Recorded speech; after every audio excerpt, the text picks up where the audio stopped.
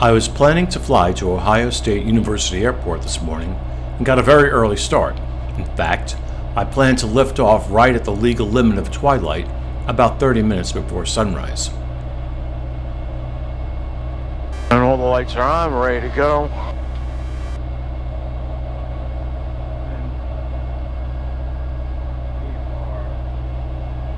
We are 48, so we're a half hour legit. Alright. Let's go to tower.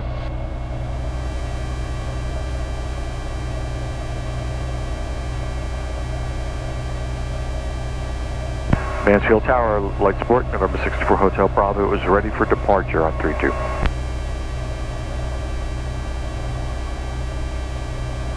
Light Sport 634 Hotel Bravo, Mansfield Tower, windows calm, on course approved, runway 32, clear for takeoff. Clear for takeoff on 32, course is approved, 634 Hotel Bravo, have a good one.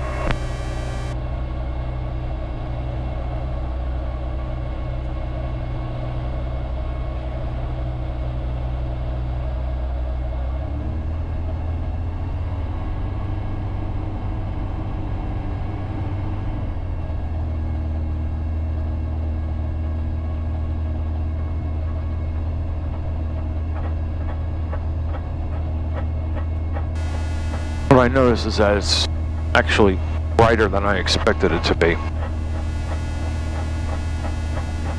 At half hour before sunrise.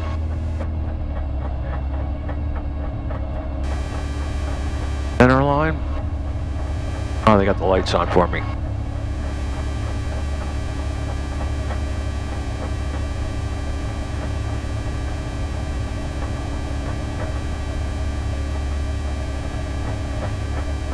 And full power.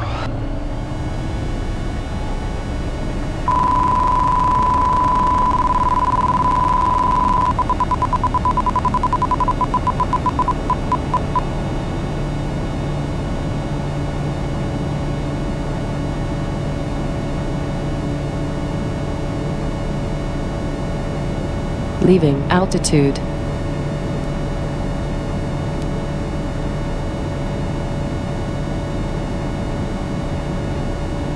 Okay, we are definitely above 200 feet, so we got flaps out.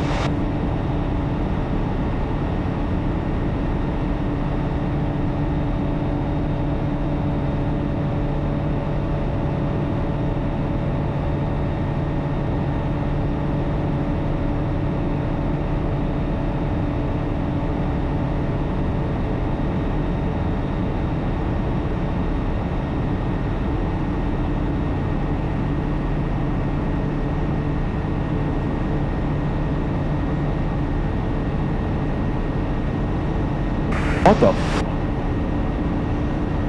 About 900 feet above the ground, the dynon displayed an indication that I had started the hold to engage autopilot function.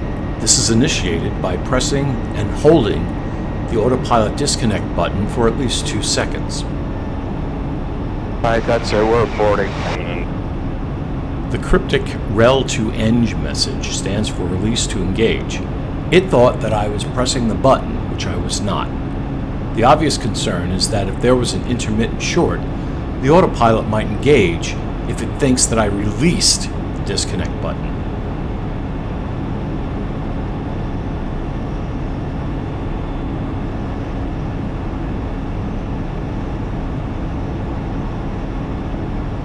I started to turn back and inform the tower of the interesting day I was having. Mansfield Tower, Light Sport, November 64 Hotel Bravo, I'm going to have to return to the field. Number 4 Hotel Bravo, roger. Do you need any immediate assistance, and do you need first available runway, or 32 work for it? 32. 32 should work for me. I got my autopilot going on and off. 4 Hotel Bravo, roger. You can enter left downwind for runway 32, runway 32, clear to land. Alright. 32, clear to land. 64 Hotel Bravo. And 4 Hotel Bravo, just confirm you are or are not declaring an emergency at this time. No, not now. I still have control. 4 Hotel Bravo, roger. I want to make it clear that the decision to not declare an emergency was already thought out before I called the tower. If the autopilot engaged, I had three options.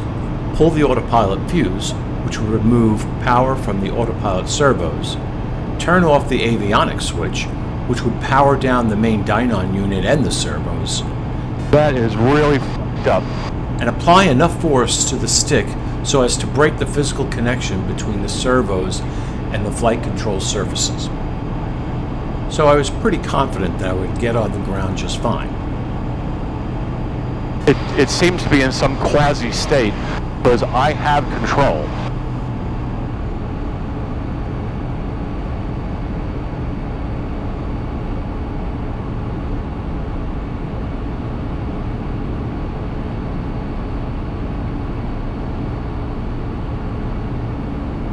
Of all the times for this to happen, Here I was referring to the fact that it was dark and that I was going to have to cancel a flight with my son Julian. Click on the top right to see his first time flying the plane. I need to get down that pattern altitude here.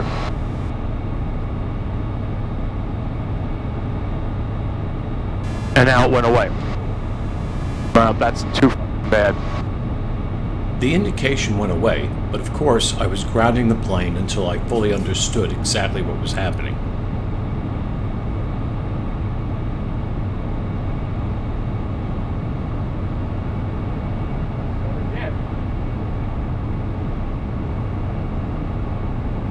There we go again. And as to confirm that decision, the indication appeared once again, only to disappear a few seconds later. I'm gonna take my time here. Alright, we got a good speed though. Let's get the flaps in.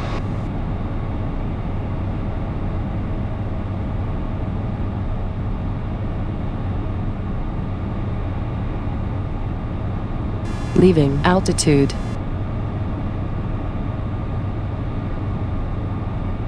Six Zero Bravo, you're going to be above my class Delta airspace. Frequency change is approved. 6 0 Bravo. Frequency change approved. Good morning.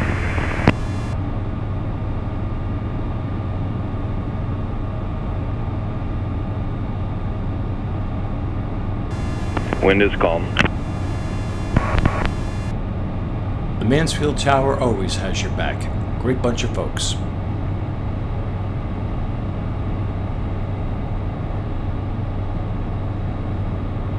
Alright, we got this. This is good.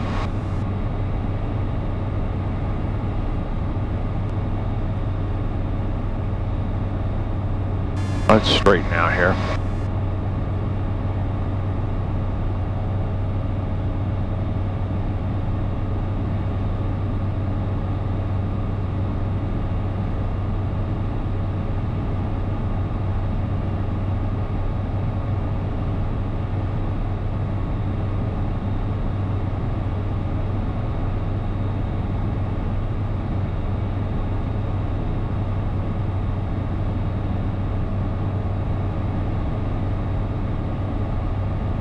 I think we could slow down.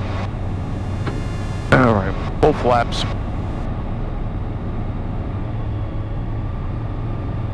And we're at 50. Let's leave it at 50.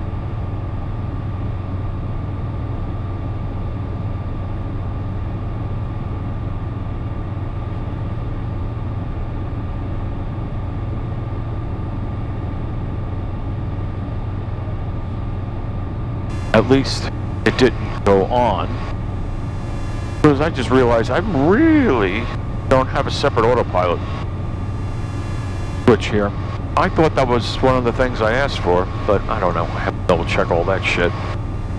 But anyway, alright, we're on a nice good, and thank God it's calm and not turbulent or nothing, so it's a nice calm approach.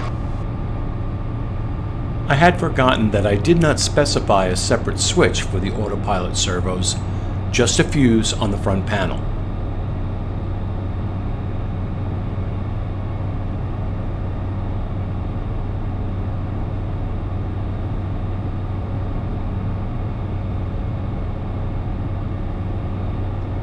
And you know, you can't change the switches, pull out the things, you know, that quickly.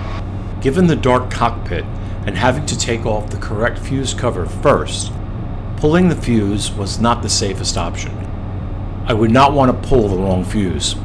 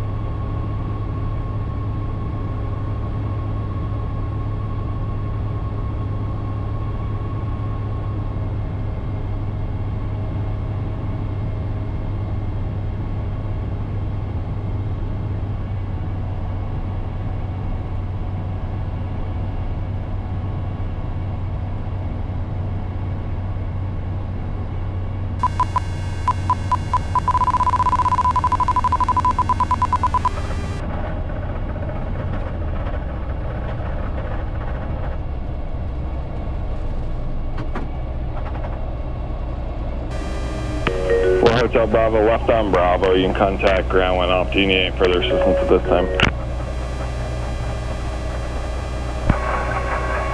No, we're good. I just have my autopilot keeps on coming on and off, but luckily it didn't engage the servos.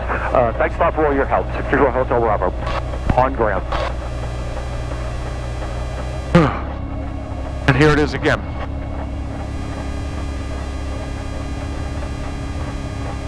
But I noticed this time, like if I hit it again, what would happen? Would it engage? That was not an experiment I was going to try in the air, but now that I was down, let's see what it does. Doesn't do anything. Pressing it does not do a damn thing. Either one. It's just stuck there. November 634 Hotel Bravo, Mansfield ground, taxi to parking via Alpha. Taxi to parking via Alpha, 634 Hotel Bravo.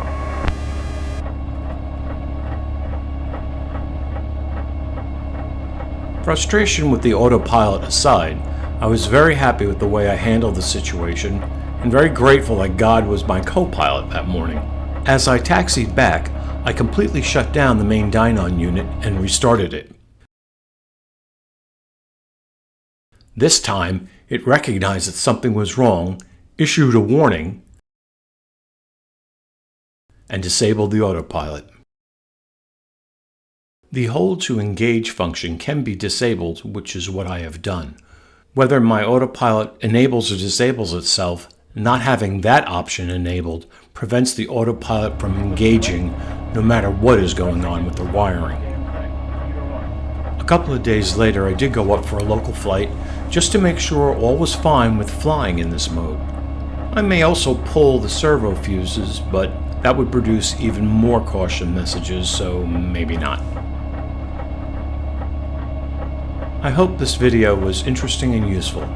As always, thanks for watching, subscribe, comment, and hit the like button. Happy landings!